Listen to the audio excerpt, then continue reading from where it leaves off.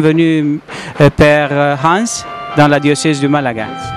Merci pour l'invitation. Je suis très content d'être ici avec notre commission sur la migration. Et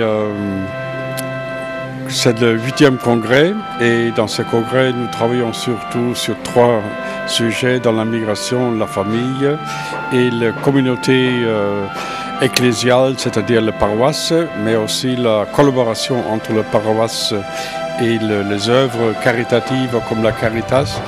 Et finalement aussi, comment l'Église peut s'engager dans la société civile lorsqu'on parle de la migration.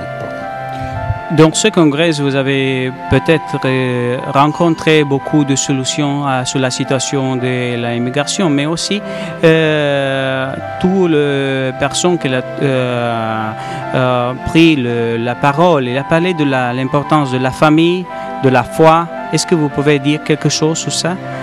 Pour les personnes qui viennent d'Or et de l'autre pays, l'importance de la famille et de la foi. La famille est un sujet crucial dans toute la politique de l'immigration parce que nous constatons aujourd'hui que souvent il y a un membre de la famille seul qui part pour un autre pays, il laisse la famille à la maison et ce qui est vraiment aussi nouveau dans toute la mobilité, c'est qu'il y a souvent les femmes seules qui partent en migration. Et d'après les statistiques publiées par l'Union européenne, dans certains pays, 50% des immigrés qui rentrent dans un pays européen sont des femmes. Alors, c'est plus les hommes qui partent en migration, mais aussi les femmes. Alors, c'est aussi un déchirement de la famille. Et un point qui était discuté ici en plein nu, mais aussi dans le groupe de travail, c'est que l'Église doit s'engager pour que la législation dans chaque pays est formulée de telle façon qu'on soutient la migration de la famille, que la famille peut garder l'unité s'ils sont obligés de quitter leur pays d'origine à cause de la guerre, à cause de la famine, ou peu importe. Parce que si on déchire la famille, ça c'est crucial pour tous ceux qui restent dans le pays, mais aussi pour ceux qui partent. Nous pouvons dire aussi l'importance de la paroisse, d'accueillir une famille qui vient dehors, ou une femme ou un monsieur qui vient de travailler. Pour ça, je veux vous demander une chose que nous écrivons dans notre paroisse. C'est un livre de l'année de le prêtre, l'année sacerdotale, que le Saint-Pierre l'a promouvé. Et dans ce livre, nous devons avoir votre témoignage de votre foi. Et comment est-ce que vous avez arrivé d'être prêtre? Et avec quel âge vous avez entré dans le monastère de Pierre-Blanche? Et combien d'années est-ce que vous avez de sacerdoce maintenant? Je fêtais au mois de mars mes 40 ans de sacerdoce et je suis venu chez le Père Blanc par un intérêt pour la mission. Et là, je réfléchis longtemps avec le vicaire de ma paroisse d'origine pour voir quelle société missionnaire je peux choisir.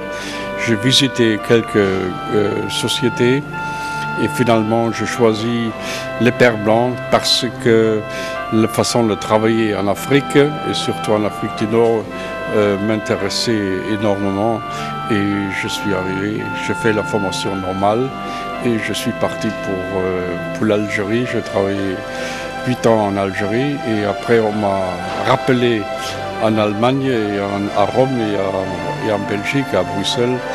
Justement, à cause de l'immigration des musulmans en Europe, on a eu besoin de personnes qui ont vécu dans la société islamique pour aider l'Église catholique aussi pour accueillir les immigrés musulmans. Merci beaucoup. Et comment est-ce que vous pouvez transmettre message pour les gens qui veulent suivre Jésus, mais peut-être il n'a pas courage aujourd'hui? Pour suivre Jésus, il faut avoir beaucoup de courage, mais il faut aussi toujours trouver des personnes qui encouragent aussi les jeunes pour poursuivre le Christ. Je crois dans toute mon expérience maintenant en tant que prêtre, et bien en Algérie, mais aussi en Europe, et je constatais que les jeunes, ils ont plus de facilité de suivre, d'abord retrouver le Christ, mais aussi poursuivre le Christ lorsqu'ils connaissent des adultes qui donnent un exemple vraiment visible de la foi et dans la vie pratique, pas seulement en parole, mais surtout dans la vie, comment ils vivent le témoignage du Christ. En parole pour les personnes émigrées ou qui s'est stabilisées ici, de l'Allemagne, de votre pays. Oui, il y a surtout à Malaga. Vous pouvez le faire en allemand. Gestern hatte ich ein Interview mit einem deutschen Journalisten, der wohnt hier in Malaga und arbeitet an einer deutschen Zeitung, die wöchentlich oder zweimal wöchentlich erscheint. Und er sagte mir, dass eben hier sehr viele Deutsche an der Costa del Sol wohnen und oft kommen sie im Herbst und gehen dann im Frühjahr wieder zurück. Ich glaube, das ist eine Chance, wenn man die Möglichkeit hat, in zwei Ländern wohnen zu können und wohnen zu dürfen, weil man kann sehr viel dabei lernen.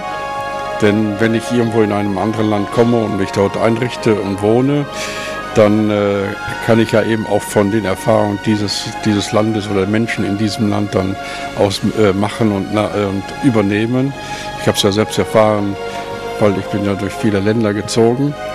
Und das Zweite, weil sie eben diese Erfahrung gemacht haben, können sie dann auch, wenn sie dann wieder in die Heimat zurückgehen oder zeitweise dort sind, dann können sie eben auch davon Zeugnis geben, wie sie eben in Spanien empfangen wurden und wie sie hier gut leben können und friedlich leben können. Vielen Dank, Vater Hans. Danke. Danke.